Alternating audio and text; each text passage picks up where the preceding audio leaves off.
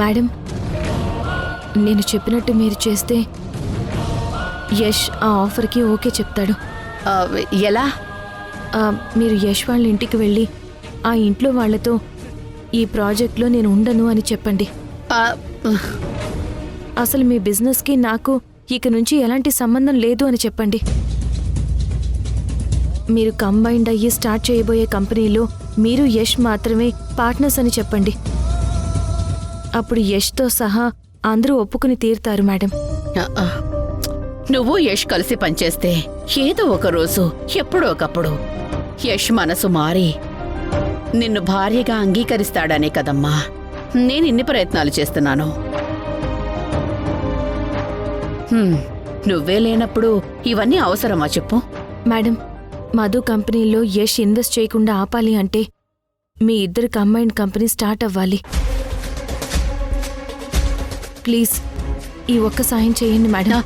Sindhu, please madam, please. సరే సింధు, నీకోసం చేస్తాను. Thanks madam, thank you so much.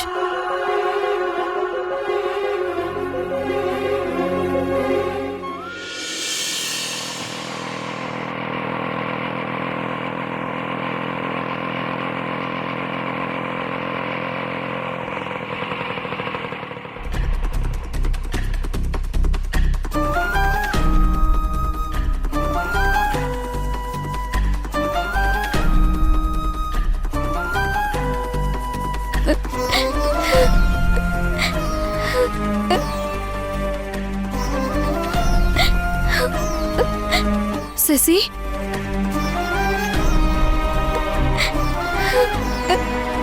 Shashi, ఏమైందమ్మా? శశి, ఏడవకమ్మా. అసలు ఏమైంది? మీ సార్ ఏమో నువ్వు ఎగ్జామ్లో కాపీ కొట్టావని ఫోన్ చేశారు. లేదు, నేను అసలు కాపీ కొట్టలేదు.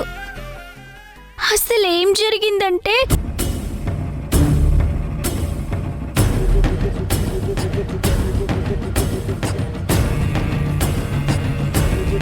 నువ్వు బాగానే చదివావు కదా, నువ్వెందుకు స్లిప్పులు పెట్టి కాపీ కొడతావు? అదే, నేను ఎంత చెప్పినా సార్ వాళ్ళు వినట్లేదు. సరే ఉండు, మీ సార్ వాళ్ళతో నేను మాట్లాడతాను.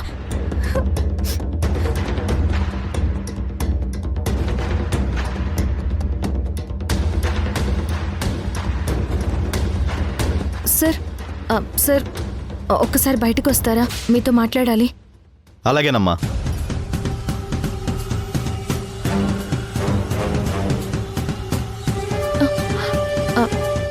సార్, నా కూతురు అలాంటిది కాదు సార్. ఈ ఎగ్జామ్ గురించి తను ఎంతో కష్టపడి చదివింది. తానెందుకు కాపీ కొడుతుంది? మీరేదో పొరపాటు పడి ఉంటారు సార్. మా శశిని ఎగ్జామ్ రాయనివ్వండి సార్, ప్లీజ్ సార్. నేనేం పొరపాటు పడలేదమ్మా, అంతా చెక్ చేసిన తర్వాతే కన్ఫర్మ్ చేసుకున్నా. ఇదిగో చూడండి, మీ కూతురు పాకెట్లో దొరికిన స్లిప్పులు ఇవి.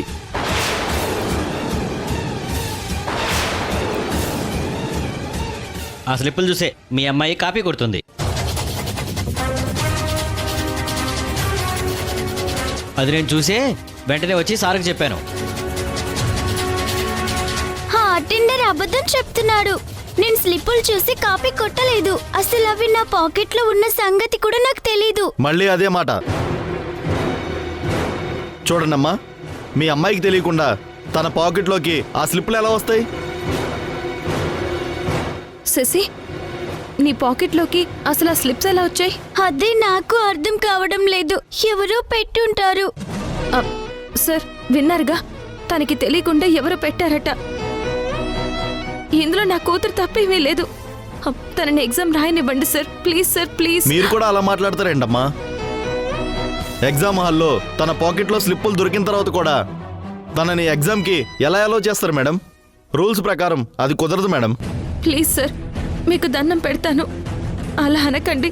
ఈ ఎగ్జామ్ రాయకపోతే నా కూతురు పడ్డ కష్టం అంతా వృధా అయిపోతుంది సార్. అమ్మా, మీరు ఎంత రిక్వెస్ట్ చేసినా ఉపయోగమే లేదు. మీ అమ్మాయిని తీసుకుని వెళ్ళండి.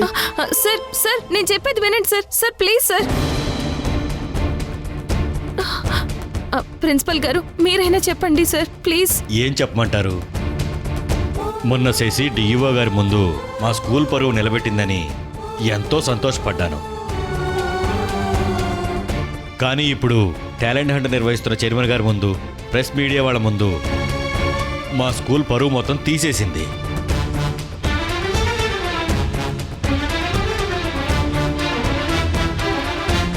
నేను నా కెరీర్లో ఎంతోమంది పిల్లల్ని చూశాను, కానీ మరీ ఇంత బ్యాడ్ గర్ల్ని ఎక్కడా చూడలేదు. సార్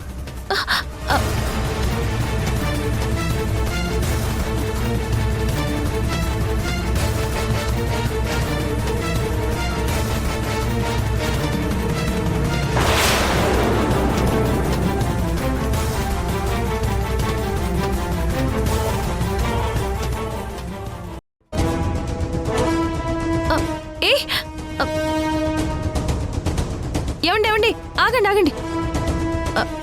నేను మీ అందరికీ చెప్పేది ఒక్కటే, దయచేసి నా కూతురు స్లిప్పులు పెట్టి కాపీ కొడుతూ ఎగ్జామ్లో దొరికిపోయిందని రాయకండి. మీడియాలో అలా టెలికాస్ట్ చేయకండి.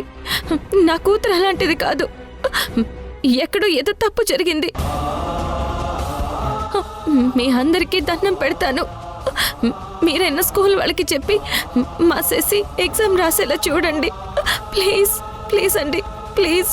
కాపీ కొడుతూ దొరికిపోయిన వాళ్ళని మళ్ళీ ఎగ్జామ్ రాయనిస్తారా? మీరు చదువుకున్న వాళ్ళే కదా. భలే కూతుర్ని కన్నారు మేడం. పదండి. ప్లీజ్ ప్లీజ్ అండి ప్లీజ్ అండి నేను చెప్పేది వినండి ప్లీజ్.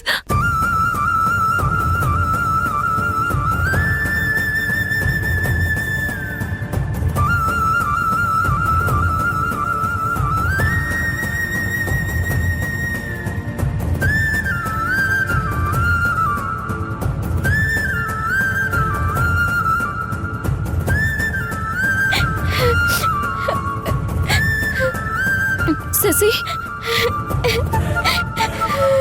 శశి శశి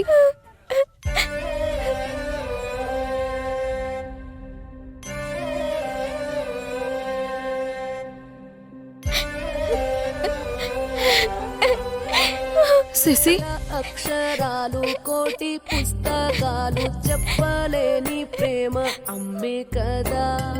అంతం లేని సొంతం పంతం లేని బంధం స్వార్థం లేని రూపం అమ్మే కదా. ఎంత నిండుగా నీడనిచ్చిన ఎండ తప్పని చెట్టే అమ్మ. కంటి నిండుగా నీరే పొంగిన రెప్పముయని చూపే అమ్మ. తానో స్వర్గం తానో దుర్గం అని సాధ్యం తన మార్గం.